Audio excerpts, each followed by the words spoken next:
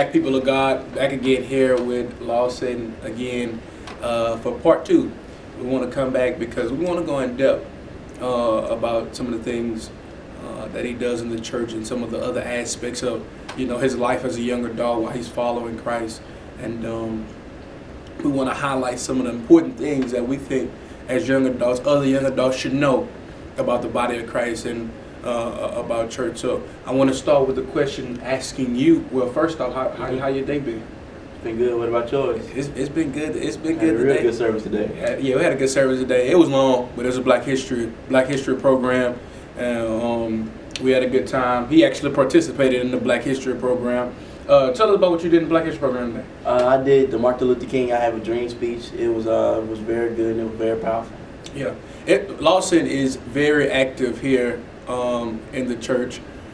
He does the slides, he does the photos, he follows the preacher with the scriptures, he does all those things. Tell us about a little bit how you prepare for that, and tell us about, just kind of the things you do in the church. Well, like you said, the videos and the slide, and how I prepare for that is really coming out here and giving up my time on Saturdays to make sure that I have everything done the day before. And, like even trying to get here about an hour before church starts to, really help get everything set up. And, yeah. And I think that it helps me a lot to be manageable, and it really helps with me, what's the word? It really helps with my managing skills, because you got to be out here, and it helps me stay consistent. Yeah. Me coming out here every Sunday and Saturday to put up the slides and the words for the preacher. Yeah, that's awesome. Let me ask you this though: with you doing that and being so consistent and dedicated like you are, has that ever stopped you from really just doing something that you want to do, or is it just like a time slot out of your day that you dedicate to the church, and that I'm gonna do this? What I'm asking is, does it like put a damper in your day, really? It can be, but like we talked about in the last video, I just know that it's all gonna come back to me and all gonna come back to reward me. Yeah. But sometimes it can, because I'm still a kid. Right. There's things that I want to go out and be able to do, but I realize that I have a assignment here to be at the church, and that really. And God blesses you because of that. Right. Yeah. We talked a little bit about football last time. I want to go deeper into that. I know I've come to some of your games. He's over there at Neville. He's really good. I've been to some of his games, but you shared with me not too long ago here a story about a concussion or something like that that happened. I want you to elaborate, for the young adults out there. Well, it was one day. It was during fall camp during practice, and I don't even remember. Yeah. All I remember is that they said that we was doing hitting drills for the position I played, linebacker, and they told me that some kind of way I tried to hit some dude with my helmet, and they said that I went and got in the wrong line. I was sitting around, walking around drills in practice. Yeah. And so they one of the coaches, he called somebody. They walked me out. They took my helmet off and stuff, and when they did the little eye test. Right. And they said that two of my eyes was bouncing around like I had just got whiplash or something. Right. And, and they told me that they called my mom, and my mom was up there, so my mom was on her way, and they said that they were scared because I couldn't remember nothing. I didn't even remember how I got to practice. I didn't know where I was. Yeah. Yeah. And as I went to the hospital. Yeah. I started to regain some of my memory, after I talked to my mom and stuff. Wow. And when we went there into the back of the room, they did the head scan, they did the CT scan, and they said that when we came back, nothing was wrong, and then I was just, that it was just a minor incident. Wow. Which is really a case that you don't see happen. You really don't see that happen at all. Usually a head injury is some type of repercussion that goes with that really goes to show the grace of God that's upon his life. That I really believe, me personally, that I believe that comes from his honor, from his dedication in the ministry, from those things that he's done for the kingdom of God. And you said when they went and saw the CT scan, they said nothing. It was like a minor incident. Yeah, like it wouldn't even show up no type of damage, not even minor damage. Wow, that's a miracle. Like it had never happened, and I was thankful because I had my pastors there and they were praying for me. You know, Yeah. I'm glad they really came out. You know, it did help me a lot through the situation. Because at the time, I'm scared. Like, Right. man, what just happened? Yeah. I don't know what's going on. Because at the time, I still ain't have my memory. Wow. So you just said about your pastors, which are my pastors as well.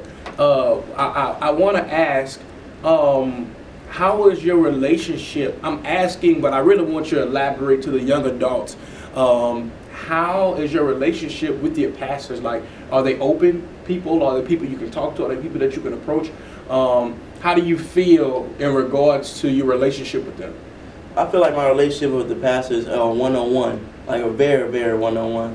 They are very open people, you know. Yeah. I can call them anytime, and they'll come out, like I said, even with the concussion. Yeah. When I got to the concussion at the hospital, it was like 8 p.m. Yeah. And they drove out. They drove out of there, and they drove out there and come see me, and they prayed for me.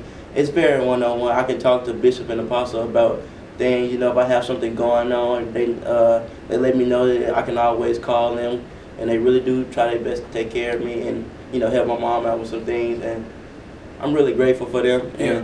And me and Bishop, Bishop has really helped me. He plays a big part in my life. He's a great father figure for me. And we talk about things like as of me becoming a man, as I'm starting to become a man, me and Bishop really talk about a lot of those things. Yes, that's really good because, and I'm talking to the audience now, you don't see a lot of pastors these days that really take time out with the people and even with the young adults. You said like Bishop being a father figure to you. A lot of bishops, a lot of pastors, a lot of apostles, they're busy. And our pastors, they have a busy schedule, but they find time to take out time to deal with us on a personal level where we can get what we need to get from them. And that is so key and so important, young adults, to find a church, if not this one, but to find a church where the pastors have time to really spiritually nurture you, to really spiritually guide you, and to really spiritually show you the place that you need to be and appoint you to the place where God has told them that you need to go. That's very important in our walk with Christ. And here you see it that a young man, that a young man 15 years old has a personal relationship to where his pastors stop